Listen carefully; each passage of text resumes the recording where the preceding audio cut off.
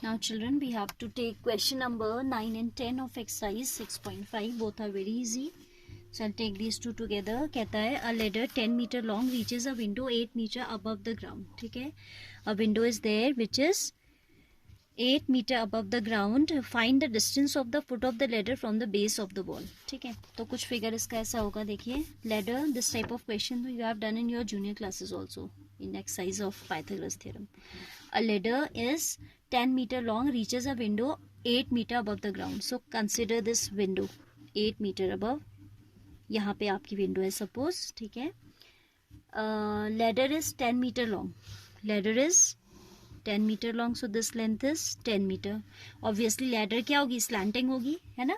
इस टाइप का तो होता है, जैसे आपका ये वॉल है, you can see this is wall, vertical wall, and this is ladder. ऐसे तो रखते हैं आप, isn't it?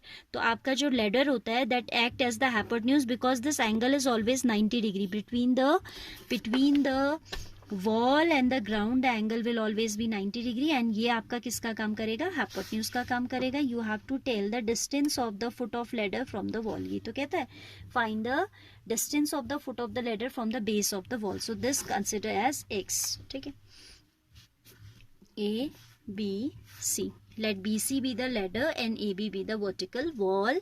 We have to find out AC.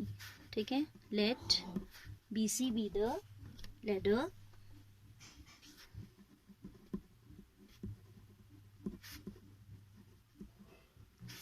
and AB be the wall and AC equals to x. ये सब हमने assume कर लिया. Now angle ABC is obviously 90 degree. Reason देने की जरूरत नहीं है because wall is always vertical to the ground unless and until it is saying कि किसी एंगल पे बनी हुई है. जब तक कुछ नहीं दिया तो हम कंसिडर करके चलते हैं कि आपकी वॉल वर्टिकल होगी, और अगर नहीं है वर्टिकल तो वो आपको इन्फॉर्मेशन देगा. ठीक है, सो ABC is 90 degree. Therefore in right triangle BAC by Pythagoras theorem we can write AC square plus AB square is equal to hypotenuse, that is BC square. AC is x square plus 8 square is equal to 10 square. X square is equal to 100 minus 64. X square is coming 36. So x will be under root of 36. You know, when we have to find out square root of a number that is positive as well as negative, possibility is there for a negative sign also. But here as we are talking about distances, distance is never negative. So we'll take only the positive square root. ठीक है, x equals to 6, rejecting the negative square root as the distance can't be negative. ठीक है, so we have a required distance as 6 meter. ये आपको लिखने बहुत ज़्यादा ज़रूरी तो नहीं है, बट आई एम राइटिंग क्योंकि कई बार हम आपको क्वाड्रेटिक में हमेशा बताते हैं कि you should write both the root, you should write both the roots, but here why we are denying the negative roots, there should be a reason for that. तो आपको रीज़न पता होना चाहिए. ठीक है, तो एग्जाम में तो आप डायरेक्ट भी लिखोगे, इट्स ऑल राइट, बिकॉज पता है कि ये क्या है, डिस्टेंस है, and distance is never negative. ठीक है, मेंशन कर दो तो what can be better than that. Question number 10, I am taking a wire attached to a vertical pole of height 18. There is a vertical pole of height 18. ठीक है, consider, पहले पूरा question पढ़ लीजिए फिर फिगर ड्रॉ करेंगे. A wire attached to a vertical pole of height 18 is 24 metre long and has a stake attached to the other end. Stake is something like एक खूंटी जैसा कुछ जिसमें आप उसको बांधोगे, किसको, जो वायर है उसको फिक्स करने के लिए. Stake is something to fix the wire. ठीक है, how far from the base of the pole should the stake be driven so that the wire will be taut. अब उस वायर को आपने टॉट रखना है, टाइट रखना है, लूज नहीं रखना है. लूज रखोगे तो आप ट्राइंगल नहीं कंसिडर कर पाओगे ना. तो इसलिए वो कह रहा है कि स्टेक को कहाँ पे आप फिक्स करें जिससे कि वायर क्या रहे, टाइट रहे. ठीक है, see what the question is saying once again. a guy wire is attached to vertical pole of height. एक पोल है आपका whose height is 18 मीटर. ठीक है, इसमें से एक वायर को हमें टाइट बांधना है. टाइट बांधना मीन्स आपको उसको लूप जैसा नहीं रखना है, अदरवाइज तो ऐसे हो जाएगा ना. कैसा हो जाएगा, देखो रफ में समझाती हूँ, ऐसा हो जाएगा तो आप उसे ट्राइंगल नहीं कंसीडर कर पाओगे. तो कह रहा है कि स्टेक को कहाँ पे फिक्स करें so that this is taught, taught मतलब सीधा रहे, ये टाइट रहे, जिसको कि आप ट्रायंगल कंसिडर कर पाओ, अदरवाइज तो ये कर्व हो जाएगा, आप इसे स्ट्रेट लाइन नहीं कंसिडर कर पाएंगे. How far from the base of the pole should be stake to be driven to keep the wire taut. Length of the wire is given 24 metre.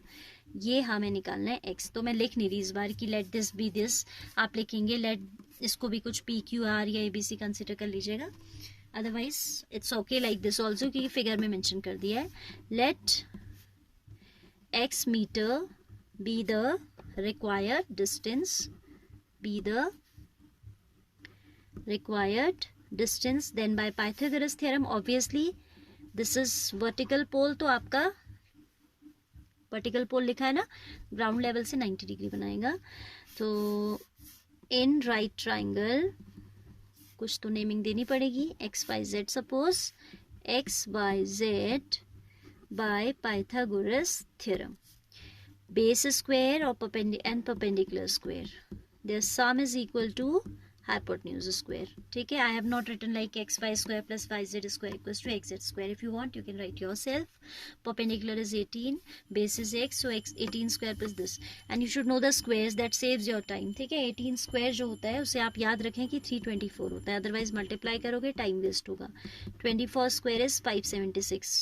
Till 30 class 10 के बच्चे को squares याद होनी चाहिए. ठीक है, दैट सेव्स योर टाइम. और जो बच्चे ऐसे करते हैं उनकी कैलकुलेशन क्विक होती है, they are able to complete the question paper with in the given time. Otherwise बच्चों का पेपर छूट जाता है. अगर कैलकुलेशन आप टाइम कंज्यूमिंग प्रोसेस से करते हैं, आपकी कैलकुलेशन टाइम कंज्यूमिंग है, तो आपका पेपर डेफिनेटली छूटने के चांसेस रहते हैं. ठीक है, तो x square will be 576 minus 324. You can see the difference. 6 minus 4 is 2, 5 and 2. This is not a perfect square. 252 तो किसी का स्क्वायर होता नहीं है, तो we need to find out its prime factors और रूट्स में छोड़ देंगे आंसर. ठीक है, this is 2 12 and 2 6 2 6 and 3 3 21 3 7. These two are paired up, so x will be under root of 252, that is 2 3s are 6 root 7, 6 root 7. Therefore required distance is 6 root 7 meter. Again and again I am pointing out that you have to write the unit always, otherwise suppose this question is of 2 marks, you will be getting only 1.5.